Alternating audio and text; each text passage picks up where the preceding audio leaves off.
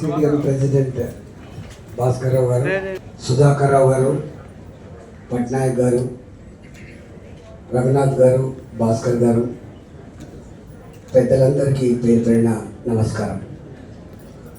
పడేది బ్యాంకర్స్తో ప్రభుత్వాల ఆలోచన, రాష్ట్ర ప్రభుత్వమైన కేంద్ర ప్రభుత్వమైన ఎవరైతే ఇంట్రెస్ట్ ఉంటారో, చేయాలనే తపన ఉంటుందో వాళ్ళకు సపోర్ట్ చేయాలనేటువంటి ఇంటెన్షన్ గవర్నమెంట్కి ఉంటుంది. బ్యాంకులు జాతీయకరణ జరిగిన తర్వాత ప్రజల ఆస్తి, అది ప్రజల ఆస్తి, ప్రజల బ్యాంకులది, ఆఫీసర్ల బ్యాంకులు కాదు. జనరల్గా ఇక వయసు పోయిన తర్వాత మర్చిపోతామంటారు, ఏదో ఉంటుంది. కానీ మర్చిపోతున్నాడు ఆయన, మళ్ళీ యువకులకి తయారవుతున్నాడు ఆయన. అంటే ఎందుకంటున్నాడు అంటే ఎక్కడో కాడ అవమానపడ్డాం మనం, గుర్తుపెట్టుకోండి. మనందరం ఇలా ఒకప్పుడు అమెరికా పోతే భారతదేశం అంటే సిగ్గుపడేది, పేరు దేశం కదా, మీకు అనుభవం ఉందో లేదు. ఇక్కడ పెద్ద పెద్ద పరిస్థితులు ఉంటారు.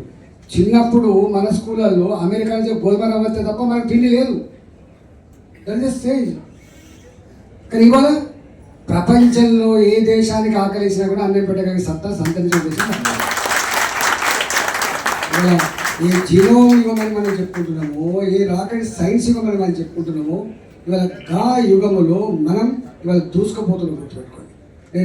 నాకు విశ్వాసం ఉంది, ఇవాళ బ్యాంకర్స్ ప్రభుత్వం యొక్క ఆలోచనకి అనుగుణంగా ఇవాళ అన్ని సపోర్టివ్ స్ట్రక్చర్స్ కనుక మనకు సపోర్ట్ చేస్తే డెఫినెట్గా మేము చూసుకోవడానికి ఆస్కారం ఉంది. థర్డ్ వరల్డ్ కంట్రీ వాళ్ళ దేశం. ఒకప్పుడు వరల్డ్ బ్యాంక్ చెప్పేది, ప్రపంచ బ్యాంకు ఏజెంట్ అని చెప్పింది. వరల్డ్ బ్యాంకు రుణం ఇస్తే తప్ప రోడ్ లేని పరిస్థితి, ఏషియన్ బ్యాంక్ రుణం ఇస్తే తప్ప రోడ్ లేని పరిస్థితి ఇవాళ ఉందా? No World Bank, no Asian Development Bank, మనదైనా బోర్డు సంపద ఉంది. అంటే అక్కడికి ఎదిగినాం మనం, గుర్తుపెట్టాలి. ఈ ప్రౌడ్ 77 సంవత్సరాల కాలంలో ఇవాళ మనం ఎంత గొప్పగా ఎదిగినామో. కొన్ని మీ దగ్గరనే ఇక్కడ ఒక రైల్వే స్టేషన్ నిర్మాణం అయింది, చెల్లపల్లి, ఇక్కడనే ఉంది చెల్లపల్లి. మన కళ్ళు కన్నామా? 420 కోట్లు పెట్టి ఒక రైల్వే స్టేషన్ నిర్మాణం అయిందని చెప్పి ఎవరు ఊహించామా? అయింది. అది that is the reality today. అది స్వప్నం కాదని.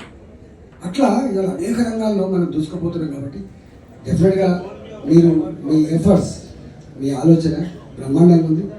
దయచేసి వీటిని మరింత పేపర్లో కాకుండా రియాలిటీకి వచ్చినట్టుగా, సంపద సృష్టిలో భాగం పంచుకుంటున్నట్టుగా మీ సహకారం ఉండాలని, మా ఇండిపెండెన్స్ కూడా గొప్పగా వీటిని వాడుకోవాలని చెప్పి కోరుకుంటూ నమస్కారం. జై తెలంగాణ.